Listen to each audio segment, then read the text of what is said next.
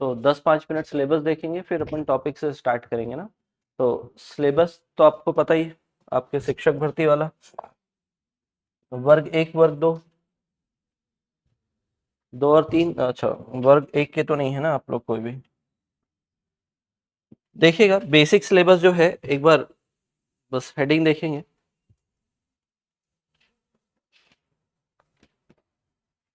फिर एक बार detail syllabus देखेंगे और उसके बाद आपका टॉपिक स्टार्ट करेंगे।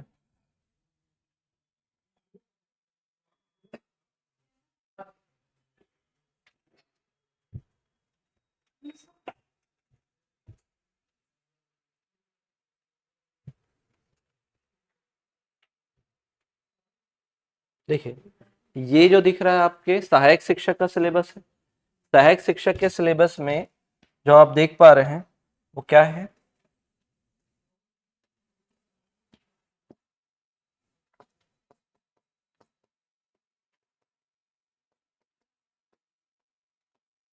आपका जो सीडीपी है वो कितने नंबर का है, 30 नंबर का। फिर आपका हिंदी कॉमन है, इंग्लिश कॉमन है, कितने कितने नंबर का है, 25 मैथ्स कॉमन है, कितने नंबर का है मैथ्स, तो एक बार देखिएगा वो कितने नंबर का दिया है, 30 नंबर का। आपको जो ज्यादा पढ़ना है वो कौन सा, आपका ईवीएस वाला सेक्शन है। बाकी आपका कंप्यूटर 10 नंबर और जीएस 10 नंबर है। तो यहाँ देखते हैं, तो आपका जो मैथ्स है वो 30 नंबर का है। फिर उसके बाद आपका जो ईवीएस वाला पोर्शन है वो 20 नंबर का, कंप्यूटर जो है वो 10 मार्क्स का, और फिर आपका जो जीएस वाला पोर्शन है जिसमें आपको पूरा चीज पढ़ना है वो 10 नंबर का है। तो ये पूरा सेक्शन है आपका, अगर मैं सहायक शिक्षक की बात करूं तो। फिर सहायक शिक्षक के बाद अगर हम शिक्षक का सिलेबस देखें तो उसमें सीडीपी का अगेन सेम नंबर है, कितने नंबर, 30 नंबर। हिंदी और इंग्लिश का क्या पोर्शन है, हिंदी इंग्लिश। अब यहां से क्या है, 2 सेक्शन बढ़ जाता है ना। 2 सेक्शन का मतलब ये है, एक हो जाता है क्या, साइंस और मैथ्स, साइंस और मैथ्स वाला, और एक हो जाता है आपका एसएसटी वाला। तो यहां से 60 मार्क्स का, और यहां से क्या हो जाएगा 60 मार्क्स, ये होता है।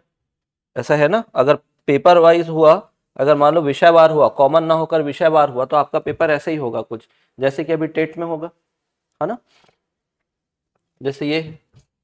अगर वो ऐसा हुआ तो हिंदी इंग्लिश यहाँ पर भी 30-30 नंबर का है, यहाँ पर गणित और विज्ञान 30 नंबर, और फिर क्या है आपका 20 नंबर का बोला है जीएस, और 10 नंबर का कंप्यूटर, और 10 नंबर का क्या दिया है आपका जीएस। तो यहाँ देखिए वापस से अगर मैं जाऊं, अगर ये विषयवार होगा तो इस टाइप का होगा कुछ, कि यहाँ पर 30 नंबर का साइंस आ जाएगा, 30 नंबर का मैथ्स आ जाएगा, और अगर एसएसटी वाला रहा, पेपर वाइज अगर हुआ, तो ये 60 मार्क्स का।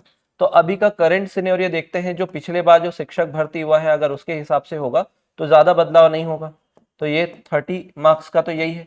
फिर आपका इंग्लिश 25, हिंदी 25, इसके बाद देखते हैं आपका मैथ्स 30, आपका जीएस, तो एक बोला है सामान्य अध्ययन, उसमें पूरा का पूरा रहेगा कितना, 20 नंबर का, कंप्यूटर आपका 10 नंबर, और आपका जीके जनरल नॉलेज बोला है, तो वो कितना रहेगा आपका 10 नंबर। तो ये टोटल जो होगा आपका 150 कवर करेगा, वो भी 150 कवर करेगा। लेकिन अगर ये तो वैसा ही रहेगा, इसमें कोई बदलाव नहीं होगा, लेकिन अगर आपका जो वर्ग 2 है अगर वो विषयवार हुआ तो क्या हो जाएगा आपको, अगर मैथ्स वाले फील्ड से है तो मैथ्स वाला अलग होगा, मैथ्स साइंस, और अगर आप एसएसटी वाले से है तो वहां पर क्या हो जाएगा, सेक्शन अलग हो जाएगा। तो वो देखना है, आने वाले समय में होगा ही होगा वो चेंज। जैसे कि सरकार ने बोला था एग्जाम लेने से पहले, और पिछले बार भी क्या बोला था कि कैसे करेंगे उसको, चेंज कर देंगे पैटर्न को। तो ये होगा बदलाव, तो उसमें क्या होगा, मैथ साइंस के लिए अलग पेपर होगा और एसएसटी वालों के लिए अलग पेपर होगा। तो हो सकता है सेंटर अलग अलग हो जाए, ताकि मैथ साइंस वाले एक जगह रहें और आर्ट्स वाले क्या रहे, एक साइड रहे। तो इस प्रकार का कुछ है जिसमें हमारा सबसे जो ज्यादा वेटेज वाला सब्जेक्ट है चाइल्ड डेवलपमेंट एंड पेडागोजी, ये यहां से मैं स्टार्ट करूंगा। अभी पता है ना इसका सिलेबस कैसा है? सभी बताओ, सिलेबस देखे है ना? देखे है ना सिलेबस? याद है थोड़ा बहुत? ठीक है, देखिए, तो सबसे इंपॉर्टेंट होता है आपका सिलेबस। सिलेबस को समझते हैं, सिलेबस से फिर कैसे तैयारी करनी है वो देखते हैं। आपको समझ में आना चाहिए जिस चीज़ की तैयारी करना आप जा रहे हो वो चीज़ के बारे में आपको कितना नॉलेज है, पता है कि नहीं है, तो वो सिलेबस से ही पता चलता है। और उसी को देख के ही मतलब ये पता चल जाएगा तैयार करेंगे, मतलब मेरे साइड से तो ये है कि मैं पूरा तैयार करवा दूंगा। आप कितना आप उसको एक्सेप्ट कर पा रहे हो, कितना नॉलेज आप गेन कर पा रहे हो, और कितना अपने साइड से तैयारी कर पा रहे हो वो देखते हैं। देखिए, पहला जो हमारा सेक्शन है, पूरा यूनिट को हम क्या करेंगे, 4 पार्ट में डिवाइड करके पढ़ेंगे। आपका जो पूरा सिलेबस है उस पूरे सिलेबस को 4 पार्ट में डिवाइड करेंगे। तो आपका पहला यूनिट जो होगा यूनिट 1, देखिए ये यूनिट हम लोग बना रहे हैं ना, ये हमारे साइड से डिजाइन, हम लोग मिलकर डिजाइन कर रहे हैं, समझो। और जो एग्जाम में दिया गया है, जो आयोग है, उसका अलग टाइप सा है थोड़ा सा। उसमें क्या है, सब मिक्स मैच दिया हुआ है। सब मिक्स मैच दिया हुआ है, इसका मतलब क्या है कि वहां पर आप पढ़ने जाओगे तो वहां पर फ्लो नहीं मिलेगा आपको, कहाँ से किसको पढ़ना है, कैसे तैयारी करने हैं, वो पता नहीं चलेगा। तो आपको क्या देखना है, देखिएगा जो ये सिलेबस हम लोग जो डिजाइन कर रहे हैं उससे क्या होगा, एक पैटर्न आपको समझ में आएगा किस चीज को कब पढ़ना है, कैसे पढ़ना है। तो सबसे पहले हम लोग देखिए क्या, मनोविज्ञान, एक टॉपिक आएगा साइकोलॉजी।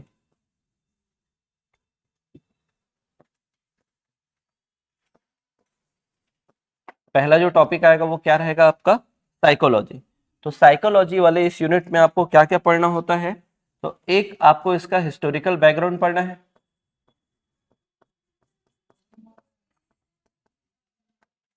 इसी में इतिहास में आपने देखा होगा कि क्या होता है मनोविज्ञान, आपको तो सब्जेक्ट रहा होगा, क्या करते हैं मनोविज्ञान में।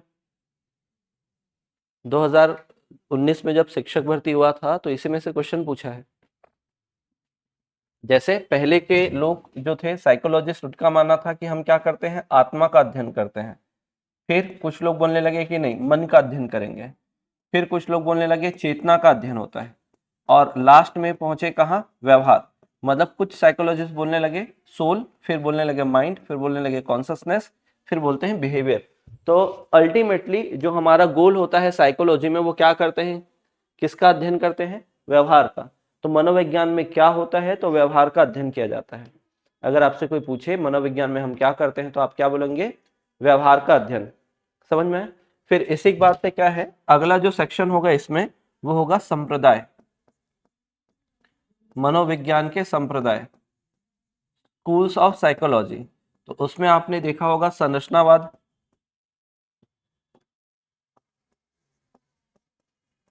संरचनावाद, प्रकार्यवाद, फंक्शनलिज्म, है ना, गेस्टाल्ट, गुड, गेस्टाल्ट आएगा, गेस्टाल्टवाद, गेस्टाल्टिज्म, व्यवहारवाद, मनोविश्लेषणवाद।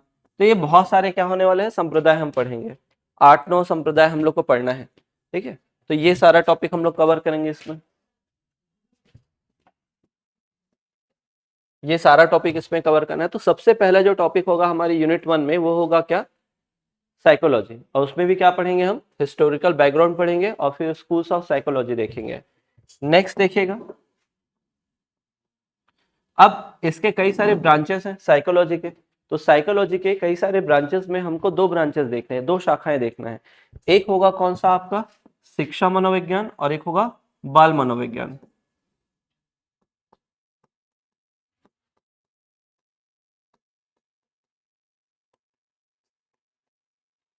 शिक्षा मनोविज्ञान, बाल मनोविज्ञान, तो एजुकेशनल साइकोलॉजी,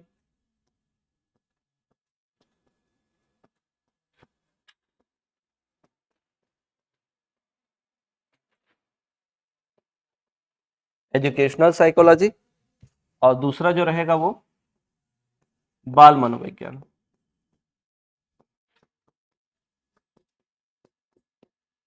बाल मनोविज्ञान। ये हो जाएगा चाइल्ड साइकोलॉजी।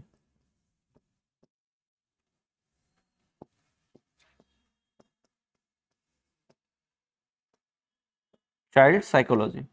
तो अब मुझे ये बताइएगा, मनोविज्ञान का मतलब अभी हमने क्या सोचा था, क्या सुना?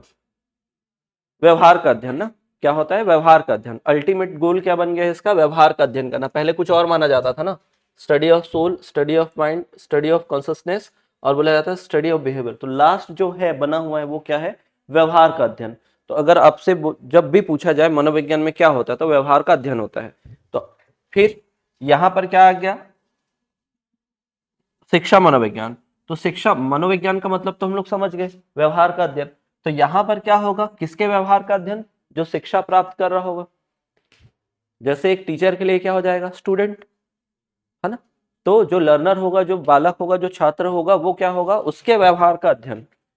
उसके व्यवहार का अध्ययन करना क्या कहलाएगा? शिक्षा मनोविज्ञान कहलाएगा। ये बात समझ में आई? अब शिक्षा का मतलब ये मत सोचेगा कि पढ़ाना लिखाना ही शिक्षा है। जो हमको डेली लाइफ पे क्या मिलता है? गाइडेंस मिलता है, मार्गदर्शन मिलता है, घर में हमें कुछ सिखाया जाता है, तो वो भी क्या है? आपका एजुकेशन है, वो भी शिक्षा है। अब यहां पर मैंने बताया कि मनोविज्ञान का मतलब क्या है, तो क्या है मनोविज्ञान का मतलब? व्यवहार का अध्ययन है। तो यहां पर क्या लिख गया है? बालक। और हम बालक कितने एज के बच्चों को बोलते हैं? 18। फिर उसके बाद तो अडल्ट हो जाते हैं वो। तो ये बोल सकते हैं कि 18 वर्ष से कम के जो भी रहेंगे, लेस देन 18 ईयर, तो वो सारे के सारे जो भी हैं वो कौन है? बालक।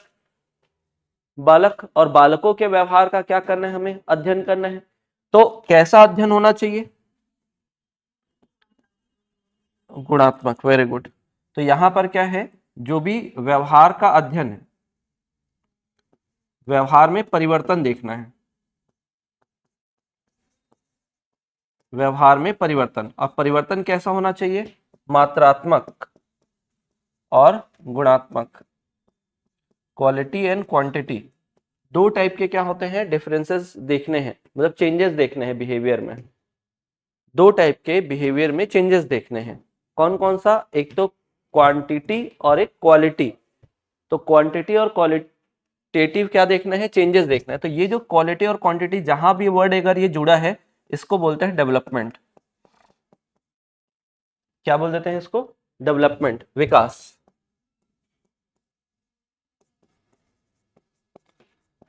इसी को बोलते हैं। तो अब ये टॉपिक में हम पूरा क्या करने वाले हैं? बच्चों के व्यवहार में होने वाले मात्रात्मक और गुणात्मक परिवर्तन का अध्ययन करते हैं।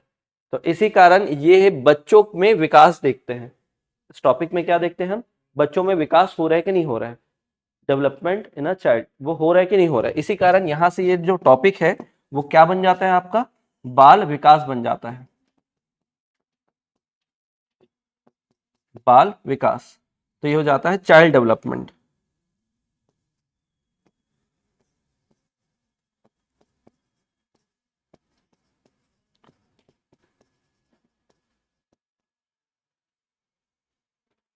तो ये जो पूरा टॉपिक है ये क्या बन जाता है आपका?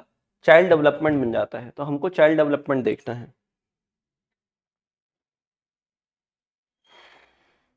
समझ में है? तो इसी कारण आपके सिलेबस में क्या लिखा हुआ है? बाल विकास। और वो जो बाल विकास है वो वर्ड कहाँ से आया, समझ में आ रहा है? क्योंकि बच्चों के व्यवहार में हमें किस प्रकार का परिवर्तन देखना है? मात्रात्मक और गुणात्मक। तो इसी को हम क्या बोलते हैं? विकास के नाम से जानते हैं। अब यहां पर देखिएगा आगे, इसके अंतर्गत कई सारे टॉपिक हमको पढ़ना है। एक तो आपको पढ़ना है क्या कि ये जो वृद्धि है, हम वृद्धि भी तो बोल सकते थे, हमने विकास वर्ड ही क्यों लिया? इसका मतलब भी बढ़ना होता है और इसका मतलब भी क्या है? बढ़ना ही है। लेकिन दोनों के कॉन्टेक्स्ट अलग अलग है, दोनों के ओवरऑल अगर मीनिंग देखें तो अलग अलग है। तो ये हो गया ग्रोथ, और विकास के लिए हमने यूज किया है क्या? डेवलपमेंट। फिर सेकंड, विकास के सिद्धांत।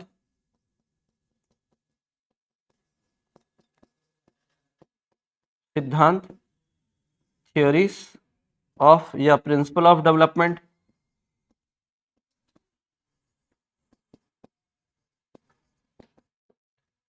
Theories of development. तो विकास के सिद्धांत में हमने कौन कौन से विकास के सिद्धांत पढ़े हैं? कुछ याद है क्या? जैसे आपने सुना होगा कंटिन्यूअस थ्योरी होते हैं, है ना, फिर क्या होता है, सिंपल या जनरल टू स्पेसिफिक होता है, सामान्य से विशिष्ट का सिद्धांत, फिर समन्वय का सिद्धांत, थोड़ा बहुत सुना होगा, याद तो नहीं होगा, मैंने बस बोल रहा हूँ, थोड़ा बहुत रिकॉल हो रहा होगा, है ना। तो वो सारे कॉन्सेप्ट हमको पढ़ने हैं। फिर जैसे ये टॉपिक कंप्लीट होगा तो इसके बाद पढ़ना है विकास की अवस्थाएं,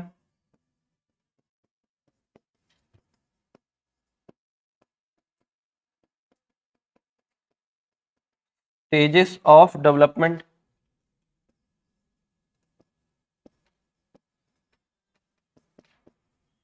तो कितनी अवस्थाएं होती हैं? 4। कौन कौन सी?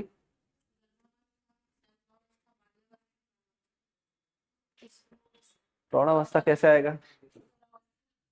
देखो अब मेन क्या है, प्रौढ़ावस्था नहीं है, देखो अवस्था में मानव विकास में तो आ सकता है लेकिन बाल विकास में नहीं आएगा, क्योंकि हम खुद बोल रहे हैं ना 18 साल से कम, और आपके सिलेबस में भी लिखा है, देखते हैं। आ जाओ भाई।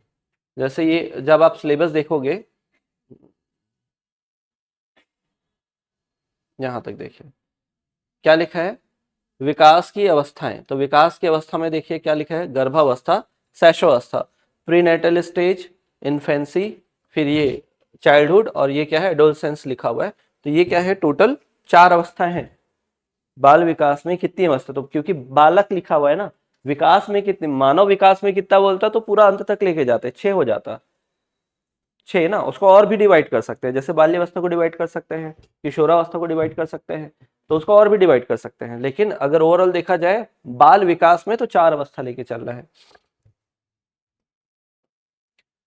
तो वो जो 4 अवस्थाएं हैं वो पढ़ेंगे। जब ये अवस्था पढ़ेंगे तो उसमें बहुत सारे कॉन्सेप्ट पढ़ने हैं, कि चारों अवस्थाओं को देखेंगे, फिर उसके जो कैरेक्टरिस्टिक्स हैं, विशेषता है वो देखेंगे। मापन वाला एक चैप्टर आएगा जिसपे उनका हाइट कब कितना हुआ, कौन से स्टेज में है, फिर मसल्स डेवलपमेंट कितना हुआ, मानसिक विकास कितना हुआ, शारीरिक विकास कितना हुआ, ये सबको देखेंगे। तो यहाँ से क्या होता है, पूरा का पूरा एक चैप्टर पूरा पूरा कवर हो जाता है। देखेंगे जैसे इस चैप्टर में जाऊंगा तो मैं बताऊंगा ना कि इसमें ये पढ़ना है करके। फिर इस सेक्शन का, इस यूनिट का सबसे मोस्ट इंपॉर्टेंट टॉपिक यहां पर स्टार्ट करेंगे, विकास के आयाम।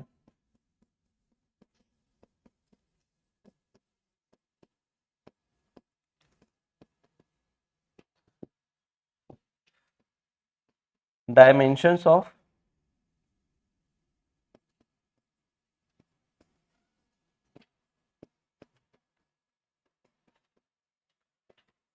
Dimensions of development. तो आयाम बताओ मैम। हाँ, नैतिक है, लेकिन नैतिक को अन्य में लेते हैं, एक छूट रहा है, बताओ। हाँ वेरी गुड, इमोशनल। आप देखोगे ना आपके नोट्स में ना, या आपके सिलेबस में आयाम वर्ड लिखा ही नहीं है, इसको आप ऐसे पढ़ते हो, PCSE पढ़ते हो या EPSC, जैसा आप पढ़ना चाहो। एक आ जाता है क्या, ML। तो ये P मतलब क्या होता है आपका, फिजिकल डेवलपमेंट, शारीरिक विकास। फिर है ना, ये हो जाता है क्या आपका, कॉग्निटिव, सामाजिक, मतलब सोशल, सोशल डेवलपमेंट। फिर ये आ जाएगा आपका इमोशनल, संवेगात्मक विकास। तो ये जो है ये 4 मेन है। अब अन्य 2 जो पढ़ रहे हैं, एक है मोरल, नैतिक विकास, जो आप बोल रहे थे, मोरल डेवलपमेंट, नैतिक विकास, और एक है आपका भाषा विकास, लैंग्वेज डेवलपमेंट, भाषा ही लिखा गया है, लैंग्वेज डेवलपमेंट। तो ये है आपका एक, तो सिलेबस में देखो कैसा लिखा है यहाँ पर, PCSE। तो ये दिया है क्या, फिजिकल डेवलपमेंट, कॉग्निटिव, सोशल और इमोशनल डेवलपमेंट। यही पॉइंट को आगे भी लिखा हुआ है यहाँ पर, नैतिक और संवेगात्मक विकास के नाम से दिया जाएगा, संवेगात्मक विकास फिर नैतिक विकास करके दिया है। तो आप ये ध्यान रखिएगा। इसी में सबसे ज्यादा कॉन्सेप्ट पढ़ने ना आपको, जैसे इसमें तो नहीं है ज्यादा कोई कॉन्सेप्ट, यहाँ पर आप देखोगे 3 कॉन्सेप्ट पढ़ते हो, पियाजे का कॉन्सेप्ट है, ब्रूनर का कॉन्सेप्ट है, वाइगोत्स्की का कॉन्सेप्ट है। इसमें देखते हैं तो क्या है, अल्बर्ट बंडूरा का सोशल लर्निंग थ्योरी आ जाता है, तो वो पढ़ेंगे, है ना। एरिक एरिक्सन का वो सोशल डेवलपमेंट आ जाता है, वो देखेंगे। इमोशनल डेवलपमेंट में मैकडूगल का पूरा कॉन्सेप्ट आ जाता है। फिर नैतिक विकास में किसका सिद्धांत पढ़ते हैं आप? कोहलबर्ग से भी पहले किसने दिया है? पियाजे ने, है ना। तो पहले पियाजे का कॉन्सेप्ट समझते हैं और फिर उसके बाद कोहलबर्ग का कॉन्सेप्ट पढ़ते हैं। और भाषा विकास में हम कॉन्सेप्ट पढ़ते हैं किसका मेन, अगर देखा जाए तो नॉम चॉम्स्की, उनका कॉन्सेप्ट देखते हैं। फिर अगला है विकास को प्रभावित करने वाले कारक।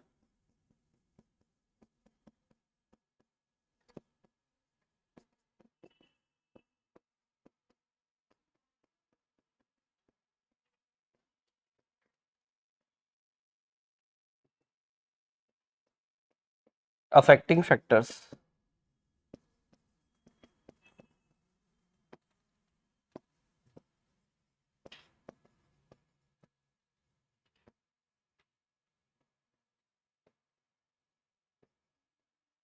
अफेक्टिंग फैक्टर्स ऑफ डेवलपमेंट, इसी में देखेंगे क्या अफेक्टिंग फैक्टर्स में वर्ग 3 में अलग कुछ बताया गया है। प्रकृति पोषण लिखा गया है, प्रकृति पोषण, निरंतरता अनिरंतरता और अनुभव। और वर्ग 2 में देखेंगे तो दो टॉपिक लिखा हुआ है आपका, वंशानुक्रम और वातावरण, हेरिडिटी एंड एनवायरनमेंट। यही चैप्टर में जो समय लगना है इसी चैप्टर में लगना है। बाकी चैप्टर आपके लिए थोड़ा सा क्या रहेगा, इजी रहेगा। ये पूरा कॉन्सेप्ट बेस्ड रहेगा, तो कॉन्सेप्चुअल में थोड़ा सा समय लगेगा, कॉन्सेप्ट समझने में, क्वेश्चंस कैसे आएंगे उसको डील करने में। बाकी यही आपका बेस है। अगर देखा जाए तो टेट में, जैसे टेट 30 मार्क्स का हो रहा है, तो 18 क्वेश्चंस तो यहीं से आने हैं। टेट जो होना है उसमें 18 क्वेश्चन इसी टॉपिक से आएगा जो हमारा यूनिट नंबर 1 बना है। ओके, लिखना है ना, लिखना है और कल तक इसको याद भी करना है किसके बाद क्या है, क्योंकि भाई पहला स्टेप तो यही होना चाहिए ना, याद हो रहा है कि नहीं हो रहा है, और सिलेबस सबसे इंपॉर्टेंट होता है।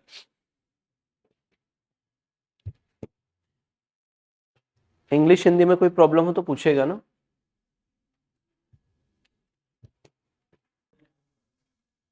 बढ़े आगे। फिर यूनिट 2 देखिएगा। यूनिट 2 छोटा है, जल्दी कंप्लीट होता है।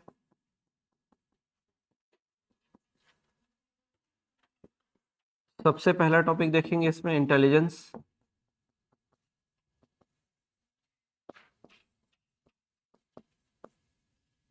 अब ये जो है वर्ग 3 में नहीं है ना, ये टॉपिक बुद्धि वाला टॉपिक नहीं है, लेकिन आपने देखा होगा आईक्यू रिलेटेड क्वेश्चन यहाँ से पूछता ही है।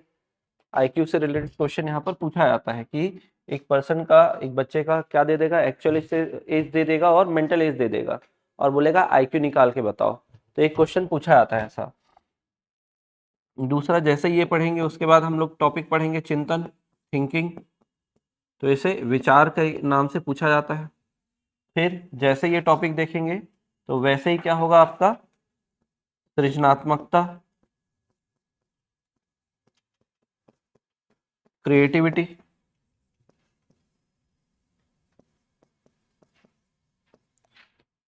क्या देखते हैं, अगला टॉपिक होगा क्रिएटिविटी।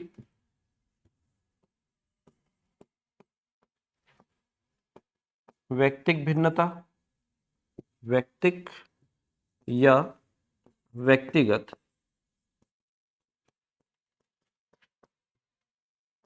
भिन्नता, तो इंडिविजुअल डिफरेंस।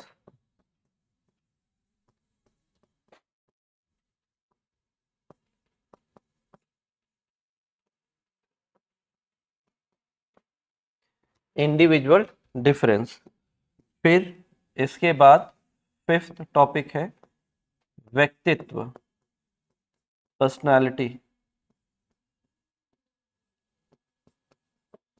पर्सनालिटी, सभी टॉपिक इसमें इंपॉर्टेंट है, और ये जो सेक्शन है ये जल्दी कंप्लीट हो जाएगा, ज्यादा समय नहीं लगेगा इसमें। हुआ लिख के? तो 5 टॉपिक है इसमें, बुद्धि, चिंतन, सृजनात्मकता, व्यक्तिक भिन्नता, और व्यक्तित्व। तो ये 5 टॉपिक है इसमें। इसके बाद वाले टॉपिक में, इसके बाद वाले यूनिट में देखिएगा क्या है। यूनिट 3 पहला टॉपिक होगा अभिप्रेरणा, मोटिवेशन,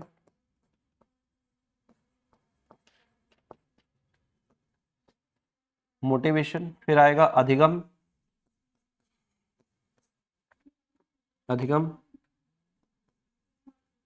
लर्निंग,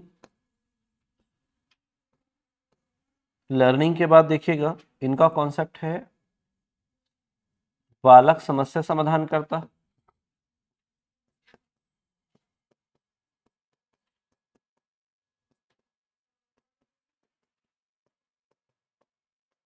एवं वैज्ञानिक अन्वेषक के रूप में।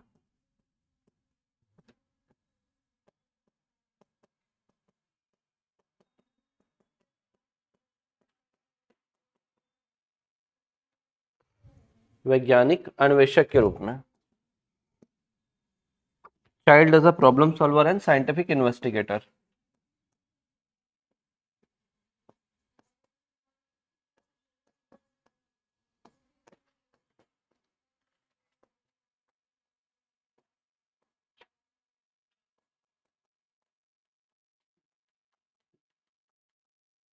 Scientific investigator.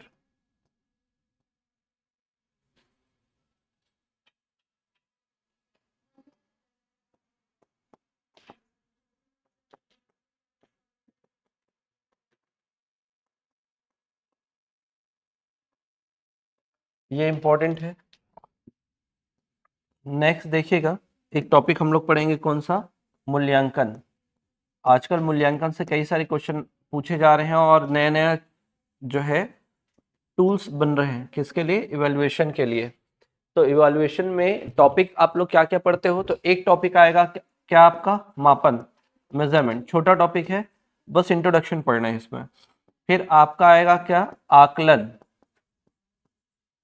आकलन को ही आप असेसमेंट कहते हैं, और यही सबसे ज्यादा एग्जाम में पूछा जाता है। वर्ग 3 में नहीं है ना, लेकिन क्वेश्चन पूछा जाता है। जैसे आपने इसमें पढ़ा होगा क्या, अधिगम के लिए आकलन, अधिगम में आकलन, तो assessment of learning, assessment for learning, assessment as learning, assessment in learning. तो ये वाला जो टॉपिक है इसको पूछता है ये इंपॉर्टेंट है। फिर आप मूल्यांकन पढ़ोगे, मूल्यांकन और इसमें क्या डिफरेंसेस हैं, अच्छे मूल्यांकन की कौन कौन सी विशेषताएं होती है वो देखेंगे। फिर एक टॉपिक आता है CCE के नाम से, कंटिन्यूअस कॉम्प्रिहेंसिव इवैल्यूएशन, सतत एवं व्यापक या समग्र मूल्यांकन, ये पूछता है।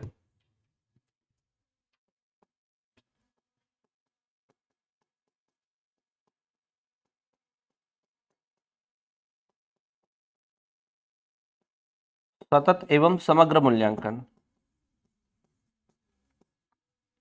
तो एक टॉपिक है सतत एवं समग्र मूल्यांकन,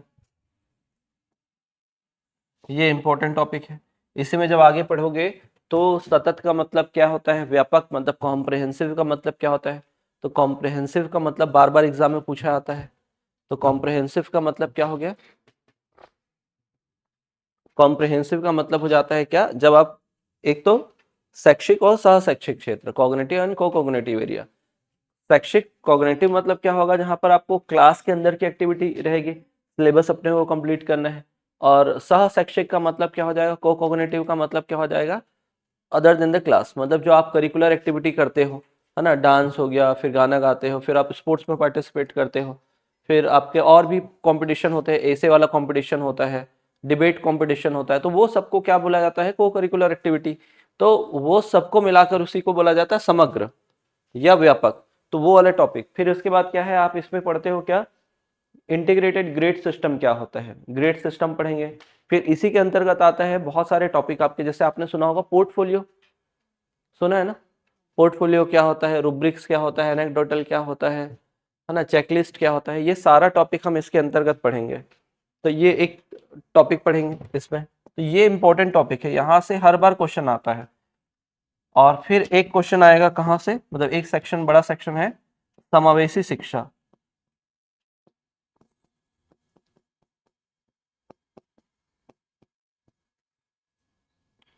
इंक्लूसिव एजुकेशन।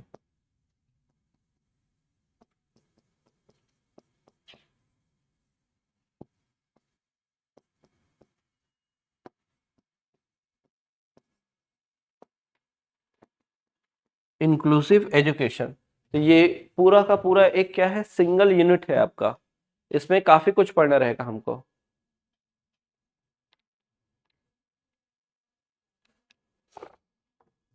देखते हैं इसमें क्या क्या रहेगा। तो एक टॉपिक रहेगा क्या, इंटीग्रेटेड एजुकेशन सिस्टम, एकीकृत शिक्षा और समावेशी शिक्षा में क्या डिफरेंसेस है।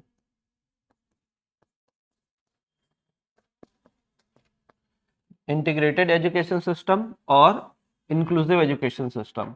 फिर उसके बाद क्या है, जो समावेशी शिक्षा है इंटीग्रेटेड सिस्टम में, आपको देखना है क्या इसमें कि इसका इतिहास क्या है, हिस्ट्री कहाँ से स्टार्ट हुआ है, फिर ये आवश्यक क्यों है, आवश्यकता क्या थी, कौन कौन से इसके प्रिंसिपल दिए गए हैं, इसके ऑब्जेक्टिव्स क्या है, और इससे कोई लाभ हो रहा है कि नहीं हो रहा है। तो ये सारा कुछ पढ़ना रहेगा कि हिस्टोरिकल बैकग्राउंड क्या है, need of inclusive education, principles of inclusive education, objectives of inclusive education and merits of inclusive education. और फिर आएगा RPWD एक्ट। क्या होता है RPWD act, right of person with disability. कितने डिसेबिलिटीज को इसमें शामिल किया गया है, अभी कितने डिसेबिलिटीज हैं इसमें,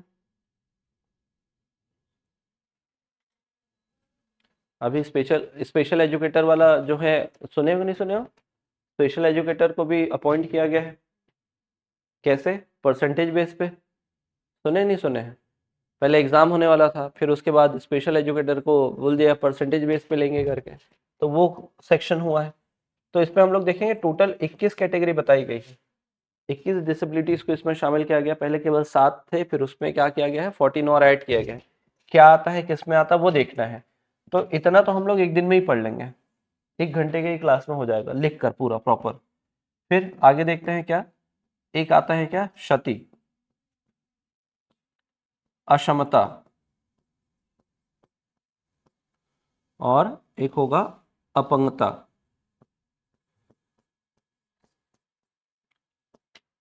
क्षति को बोलते हैं इम्पेयरमेंट, अक्षमता हो जाता है डिसेबिलिटी,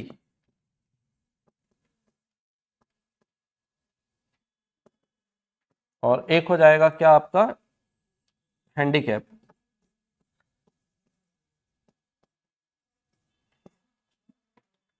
हैंडीकैप, तो ये अलग से इस चीज को डिफाइन करना है, इसको लेकर बहुत सारे प्रश्न पूछे जाते हैं, और अच्छे अच्छे प्रश्न पूछे जाते हैं, और प्रश्न आसान रहता है लेकिन कभी पढ़े नहीं रहते करके क्या हो जाता है, गलत हो जाता है। फिर एक टॉपिक हम लोग देखेंगे इसमें क्या, विशेष आवश्यकता वाले बच्चे।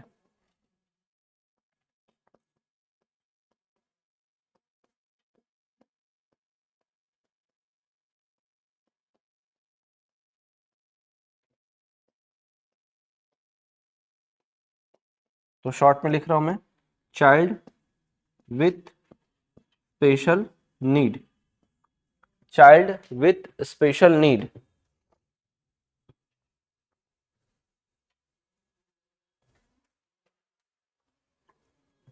ये एक टॉपिक रहेगा, तो ये सिलेबस का एक पूरा सेक्शन रहेगा। तो ये पूरा एक अलग सेपरेट यूनिट है ना, इसी से ही 3-4 क्वेश्चन आ जाएंगे आपके। तो ये यूनिट नंबर कौन सा हुआ, 3rd।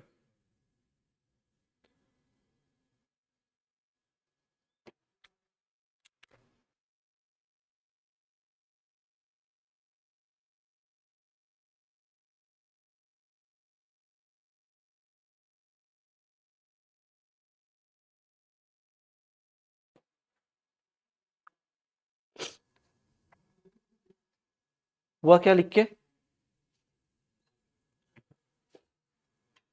लिख लो एक बार और वापस, अगर छूटा होगा तो। सबसे पहले क्या है, अभिप्रेरणा मोटिवेशन, फिर अधिगम लर्निंग, फिर उसके बाद लिखा हुआ है क्या, समस्या समाधानकर्ता और वैज्ञानिक अन्वेषक के रूप में बालक, इवेल्युएशन, समावेशी शिक्षा किसको बोल रहे हैं वो देखा हमने। इसके अंदर के जो सब टॉपिक है वो दिखने में बड़े बड़े हैं, यहाँ तक वो एक ही क्लास में कवर हो जाएंगे और ज़्यादातर थ्योरेटिकल है, जहाँ पर याद करने वाला है वो ये है। तो यहाँ पर पॉजिटिव नेगेटिव स्टेटमेंट बस देखना सीखना है, वो ऐसे ही बन जाता है क्वेश्चन। फिर वह लिख के आगे देखिएगा। यूनिट 4 जो है हमारा नए टॉपिक पे बेस्ड होगा। यूनिट 4 में हमारा जो पहला सेक्शन है वो है RTE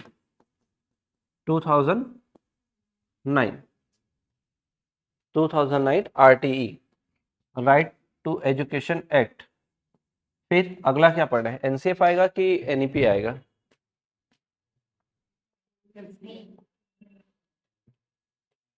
बताओ।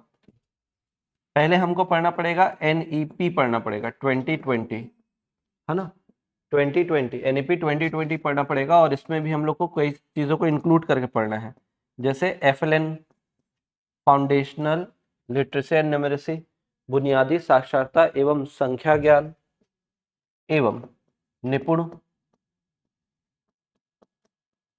निपुण एक एजुकेशन स्कीम है, उसको देखेंगे। तो ये दोनों को कंप्लीट करना है। फिर इसके बाद अगला जो होगा NCF देखेंगे। तो NCF जो पहले सिलेबस में लिखा होता था वो 2005 वाला था, जो अब इम्पोर्टेंट नहीं है। अब हमारे लिए इम्पोर्टेंट क्या है, 2022 और 23, 2022 और 23। तो 22 दो पार्ट में है ना ये।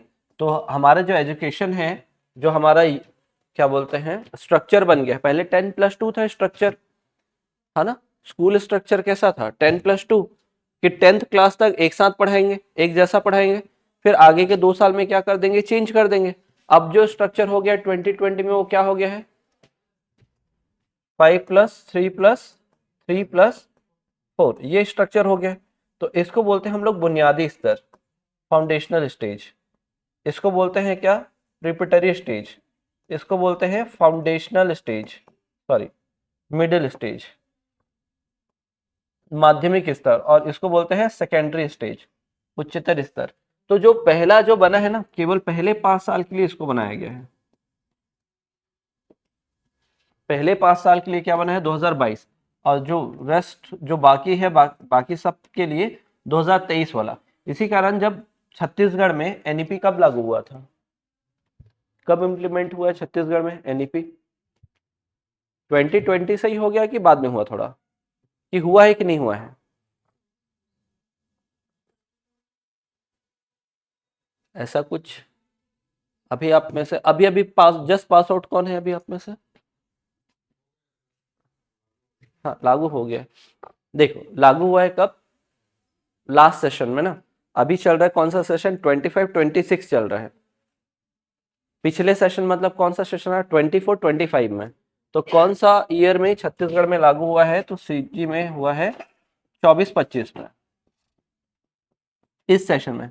तो आपने देखा होगा जितने भी कॉलेज लेवल में जितने भी एग्जाम्स होते हैं वो सब हाफ ईयरली हो गए हैं, वो प्राइवेट वाले को छोड़कर। प्राइवेट वाला अभी भी एनुअल चल रहा है, लेकिन जितने भी एग्जाम होते हैं रेगुलर वाले में वो सब हाफ ईयरली हो गए, सेमेस्टर वाइज हो गया, ऐसे ही हो गया ना। उससे पहले तो ईयर वाला चलता था, और प्लस एक सब्जेक्ट अलग से लेके पढ़ना पड़ता है, इलेक्टिव सब्जेक्ट लेके पढ़ना पड़ता है, वो भी ध्यान रखना। तो ये हुआ है। फिर इसके बाद एक टॉपिक जो पिछले साल मतलब है तो नहीं सिलेबस में, लेकिन पिछले बार के शिक्षक भर्ती में पूछा है, तो अच्छा हो गया इसका वेटेज अब। तो ये टॉपिक है समायोजन, एडजस्टमेंट, एडजस्टमेंट। तो भाई एक भी टॉपिक हो सकता है आने वाले समय में, जैसे अभी मैं शिक्षक भर्ती को ध्यान में रखकर बता रहा हूँ, हो सकता है टेट के एग्जाम में अलग से कोई सेक्शन आ जाए जो सिलेबस में मेंशन नहीं है। तो उसको भी हमको क्या करना पड़ेगा, शिक्षक भर्ती के लिए तैयार करना पड़ेगा, कि क्या पता कि जो अभी जो पेपर सेट कर रहा है वही अगला वाला पेपर भी सेट करे। ऐसा होता है ना, 4 पेपर मंगाया जाता है और 4 पेपर में से एक पेपर को पिक करना रहता है, वो भी नहीं पता रहता कि कौन सा, वो भी पेपर में रहता है। फिर वो जाएगा प्रिंट होने के लिए। तो क्या होता है कि किसी को पता नहीं होता, क्या पता वही सेट करने वाले का पेपर अगले वाला में चले जाए। तो आपको क्या करना पड़ेगा कि अभी अगर मान लो टेट निकल चुका है, किसी का है क्या कि टेट बाकी है, ठीक है, बाकी है, ठीक है, तो उसमें देखना पड़ेगा कि हो सकता है नया टाइप का पैटर्न आ गया या नया किसी पर्सन को ले लिया, किसी कॉन्सेप्ट को ले लिया, तो उसको हम लोग को किसके एग्जाम के लिए भी प्रिपेयर करना पड़ेगा फिर। तो वैसे ही ये है कि पिछले बार आया है इसलिए इसको प्रिपेयर करना पड़ेगा। और लास्ट इसमें जो टॉपिक है ज्ञान एवं शिक्षा क्रम,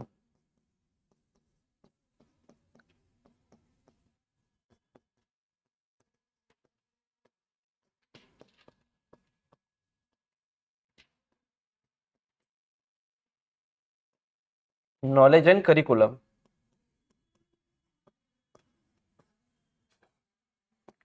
इसमें पढ़ना रहेगा अपने को क्या, teaching formula plus teaching method,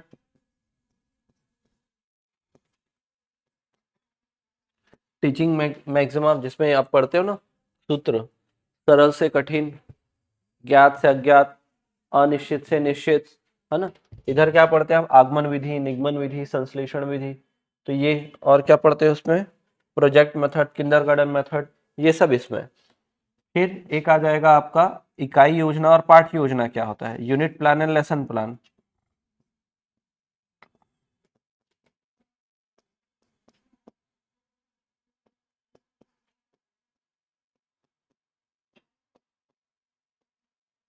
इकाई योजना और पाठ योजना, unit plan and lesson plan, unit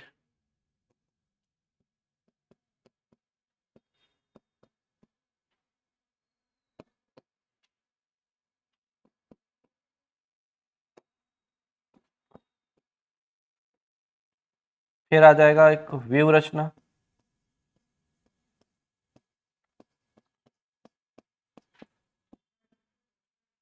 strategy. पढ़ाने से पहले आप क्या बनाते हैं कि स्ट्रैटेजी बनाते हैं कि किस टाइप से बच्चों को क्या करेंगे, एक्सप्लेन करेंगे, कैसे पढ़ा सकते हैं वो। फिर आ जाएगा कि ये जो पाठ्यचर्या है, पाठ्यचर्या जिसको हमने करिकुलम लिखा ऊपर, और एक है क्या आपका पाठ्यक्रम, इन दोनों में डिफरेंसेस क्या क्या है, पाठ्यक्रम क्या है, पाठ्यचर्या क्या है, किस प्रिंसिपल से इसको क्या करना चाहिए, हमें पढ़ना चाहिए, कैसे इसको पढ़ना चाहिए, कैसे ध्यान रखना चाहिए, ये देखा जाता है। इसमें हम लोग देखेंगे क्या कि कौन कौन से समस्याएं होती हैं। अब सोचो बच्चों का मेंटल एज उतना नहीं है लेकिन बच्चों को वो सब पढ़ाया जा रहा है, तो सही बनाएगा करिकुलम नहीं, सिलेबस सही डिजाइन हुआ क्या नहीं। फिर अगर हो भी सकता है जैसे अभी क्या देखोगे एनईपी में बहुत सारे एडवांस चीजें शामिल की गई हैं जो लगता नहीं है कि बच्चे कोप अप कर पाएंगे उससे, मतलब हो सकता है कि ना भी कर पाए, देखना पड़ेगा। तो वो क्या है कि ये देखेंगे इसमें कि समस्या क्या है, कौन कौन सी चुनौतियों का सामना करना पड़ता है, कौन कौन से सिद्धांत का पालन करना है, वो सब देखेंगे। फिर इधर लिख रहा हूं ना,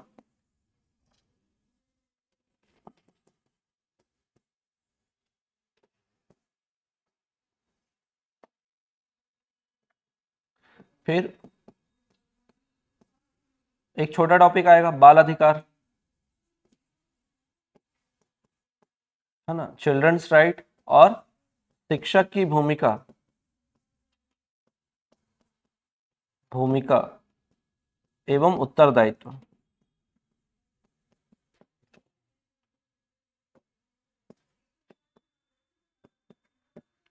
role of teacher and accountability.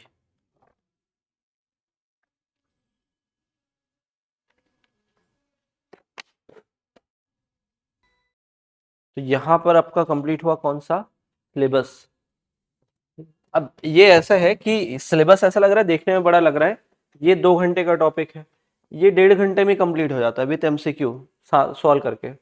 यहाँ भी क्या हो जाता है, 2 घंटे का टॉपिक, 2 घंटे का टॉपिक, 2 घंटे का टॉपिक। तो लास्ट वाला जो है यूनिट हम लोग क्या करते हैं कि अगर 2-2 घंटा पढ़ते हैं तो 1 हफ्ते में ही कंप्लीट हो जाता है, 2-2 घंटा अगर पढ़ेंगे तो 1 हफ्ते में ही कंप्लीट हो जाता है। तो ये एक टॉपिक है। यहाँ पर जो समय लगाएगा वो ये टॉपिक लगाएगा, ये और अधिगम, अधिगम और मूल्यांकन वाला टॉपिक, ये भी जल्दी हो जाता है, समावेशी शिक्षा। यहाँ पर तो ये टॉपिक छोटा है, बुद्धि और व्यक्तित्व थोड़ा समय लगाता है, बाकी तो 3 घंटे में कंप्लीट हो जाता है, 1, 2 और ये 3, तीनों 3 घंटे में कंप्लीट हो जाता है।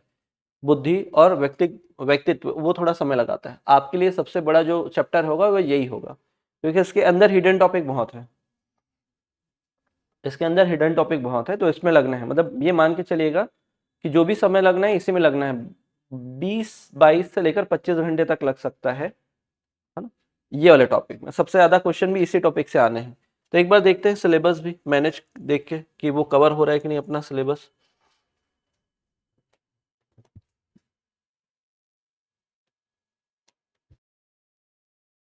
देखिएगा ये चीज कवर किए हैं कि नहीं किए हैं, ये देखिएगा सिलेबस में। यहाँ देखिएगा एक,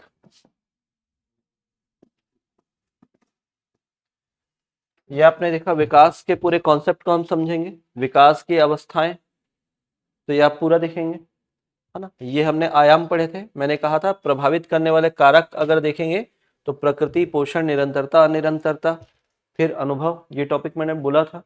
ये जब सामाजिक विकास वाला टॉपिक रहेगा तब देखेंगे। और ये वाला टॉपिक क्या होगा, व्यक्तित्व वाला एक टॉपिक देखेंगे। व्यक्तित्व तो जैसे एक होता है ना अवलोकन करना, फिर साक्षात्कार करना, तो एक मेथड आता है। तो बच्चों को अगर अध्ययन करना है तो एक तो ऑब्जर्वेशन मेथड है कि उसको देखो खेलते हुए, बैठते हुए, पढ़ते हुए, तो वो एक ऑब्जर्वेशन का तरीका बच्चों का अध्ययन। दूसरा हो जाता है क्या, उसको बैठा कर उससे क्वेश्चन पूछो, तो वो क्या हो जाता है, इंटरव्यू मेथड। एक होता है जीवन इतिहास, उसके पूरी हिस्ट्री को देखना। और एक मेथड हो जाता है क्या, अंतरदर्शन, उसको क्या फील हो रहा है उसको पूछो। तो ये 4 तरीके हैं, ये व्यक्तित्व वाले टॉपिक में कवर हो जाता है। फिर शारीरिक गत्यात्मक विकास, शारीरिक नियंत्रण समन्वय का विकास, वो सब किससे जुड़ा है, ये जब अवस्था पढ़ेंगे वहां पर, तो मैंने बोला था मापन करके एक टॉपिक पढ़ेंगे, मेजरमेंट वाला, तो यहीं पर वो चीज क्या हो जाएगा, कवर हो जाएगा। फिर यही देखो नीचे लिखा है, सामान्य सिद्धांत में शरीर के अंगों के अनुपात में बदलाव, ऊंचाई वजन में वृद्धि, फिर नियंत्रण, संवेगात्मक विकास, नैतिक विकास। तो संवेगात्मक विकास पहले ही पढ़ चुके होंगे, यहाँ पर नैतिक विकास लिखा हुआ है, वो भी पहले कंप्लीट हो चुका होगा। फिर बालक के सामाजिक और सांस्कृतिक पृष्ठभूमि, व्यक्तित्व पढ़ना ही है, समाजीकरण पढ़ना ही है, और ये टॉपिक वापस से रिपीट हुआ है, पहले में भी दिया है सेम टॉपिक, पहले यूनिट में, सेकेंड यूनिट में भी सेम टॉपिक लिखा हुआ है, इवन टेट के एग्जाम में भी जाके देखोगे तो सेम टॉपिक लिखा हुआ है रिपीट करके। फिर देखिएगा इस वाले टॉपिक को बस आप नीचे हटा दो, तो आपने बाकी पूरा पढ़ा हो चुका है पहले यूनिट में। व्यवहारवादी, संरचनावादी, अपने ऐसा नाम सुना है ना, वो हो चुका है। प्याजे का नाम मैंने बताया था, वाइगोत्स्की का नाम मैंने बताया, तो पूरा ये जो कॉन्सेप्ट है यहाँ तक आके पूरा कवर होगा। तो यहाँ पर आपका यूनिट 1 कंप्लीट होगा।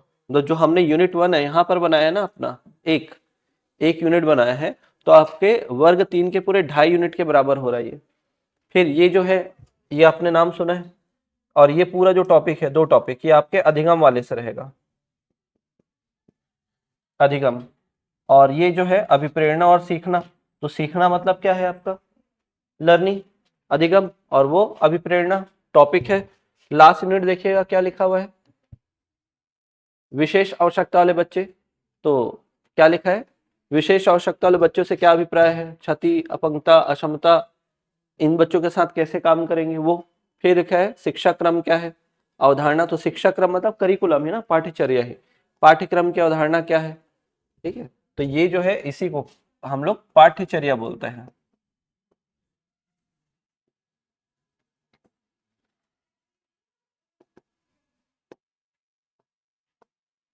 पाठ्यचर्या। तो उनको समझेंगे, पाठ्यक्रम की अवधारणा क्या है, निर्माण की समस्या क्या है, इसकी चुनाव के आधार क्या है। फिर यहाँ शिक्षा का अधिकार अधिनियम, फिर शिक्षकों की भूमिका, उत्तरदायित्व, लास्ट क्या लिखा है, बाल अधिकार। तो यहाँ पर आपका सिलेबस इस प्रकार कंप्लीट हुआ। वर्ग 3 का, वर्ग 2 का सिलेबस देखिएगा, ये पूरा विकास को ही दर्शा रहा है। फिर यहाँ से क्या आ गया है, बुद्धि वाला टॉपिक आ जाएगा, यहाँ तक बुद्धि, यहाँ पर भाषा और विचार, विचार मतलब आपका सोचना, थिंकिंग। फिर व्यक्तिक भिन्नता वाला टॉपिक आएगा पूरा यहाँ तक, और यहाँ से क्या है, मूल्यांकन है, पूरा यहाँ तक। तो इसमें बड़े बड़े टॉपिक को एक ही यूनिट में डाल दिया है, समावेशी शिक्षा और विशिष्ट आवश्यकता वाले बच्चों को समझना, तो एक पूरा यूनिट। और लास्ट यूनिट देखो क्या लिखा हुआ है, सीखने सिखाने के तरीके, व्यू रचना क्या होती है, सामाजिक क्रियाकलाप के रूप में क्या होता है सीखना, तो सीखना सिखाना पूरा वही। और आपने ये देखा है ये पहले भी लिखा हुआ है, समस्या समाधान करने वाले और वैज्ञानिक अनुसंधान करने वाले के रूप में। फिर संज्ञान और संवेग, अभिप्रेरणा और सीखना, सीखने में सहयोगी कारक, व्यक्तिक कारक और पर्यावरणीय कारक। तो ये पूरा आपके जो सिलेबस लिखे हम वो पूरा का पूरा उसमें क्या है इंक्लूड हो रहा है, समझ में आया? ठीक, तो आपको ये ध्यान रखना है, ये अगर पढ़ लेंगे तो आपका उधर का जो सिलेबस है उसका कोई भी टॉपिक नहीं छूटेगा, समझ में आया? ठीक, कल से हम लोग टॉपिक स्टार्ट करेंगे ना। पहला ही टॉपिक क्या रहेगा आपका, इतिहास वाला। तो कल हम लोग पहला टॉपिक पढ़ेंगे, अभी केवल सिलेबस डिस्कशन हुआ है। सिलेबस को अच्छे से मेमोराइज करके रखना है कि किसके बाद क्या पढ़ना है वो आपको पता होना चाहिए, ठीक है।